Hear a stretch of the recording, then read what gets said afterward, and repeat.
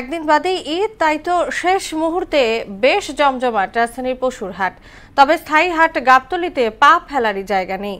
একে তো যানজট, তার উপর ক্রেতাদের উপচে পড়া ভিড়। তবে দাম নিয়ে মিশ্র প্রতিক্রিয়া ক্রেতা বিক্রেতার। ব্যাপারীরা বলছেন বেচা বিক্রি অন্য দিনের তুলনায় ভালো। এদিকে ঝক্কি ঝামেলা এড়াতে খামারমুখী হচ্ছেন অনেকেই। মনিরুল ইসলামের প্রতিবেদন। গাবতলী পশুর হাট। বাইরে যতটা না ভিড়, ঠিক ততটাই ফাঁকা ভেতরটা। পশু থেকে মানুষের সংখ্যা বেশি বললেও ভুল হবে না।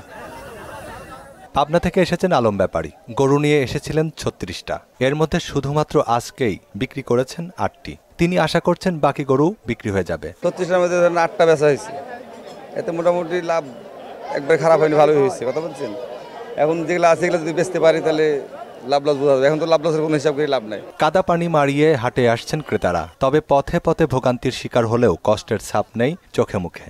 বলছেন ঈদের আনন্দ শুরুই হয় পশু কেনা থেকে। কাদা পানি পারাবো, এভাবে করে গরু হাটে আসবো প্রতি বছর, এটাই হবে আর কি। প্রতি বছর যেটা হয় সেরকমই হচ্ছে।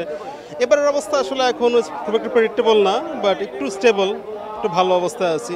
ওখানে কি আমি গরু না কিনে যাব না। ক্রেতারা বলছেন দাম তুলনামূলক বেশি, তবে অভিযোগ উড়িয়ে দেন বিক্রেতারা। দাম বেশি চাচ্ছে এখন পর্যন্ত, আর এখন তো দেখতেছি অনেক ভিড়। সকালে তো টেলিভিশনে দেখলাম যে ক্রেতা কম। বাইরে একটা কথা শোনা যাচ্ছে দাম হয়তো অনেক কম, দাম এখনো ওরকম ভাবে কমেনি। বেচা বিক্রি ভালোই হয়েছে, আজ ভালো, কালকা থেকে আজ ভালো বেচা কিনা। এদিকে মানুষ হাট ছেড়ে ক্রমেই ঝুঁকছেন খামারে। বলছেন ঝক্কি ঝামেলা এড়িয়ে খামারে গরু বাছাই করা সহজ। তাছাড়া গরু রাখারও কোনো চিন্তা নেই। এখান থেকে নিলে আমি সবচেয়ে বেটার মনে করি।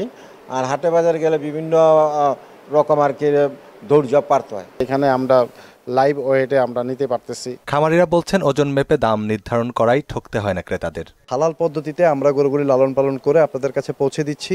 সেক্ষেত্রে হাটে যে হ্যাসেল, এই কাদো, তারপরে হচ্ছে আপনার এই দাম দর কষাকষি, আমরা আসলে এরকম কোনো কিছুতে যাচ্ছি না। আমাদের কাছ থেকে গরুগুলো নিলে আমরা আপনাদেরকে ভালো একটা প্রোডাক্ট দিতে পারবো এবং খুব সীমিত রেটে। কিছু সুবিধা থাকায় দিন দিন খামারের জনপ্রিয়তা বাড়ার কথাও বলেন এই খামারি। আমাদের মূলত চিন্তা চেতনা সেটা হচ্ছে আল্লাহ সন্তুষ্টির জন্য, যাতে ক্রেতাদেরকে ভালো কোনো কিছু দিতে পারি।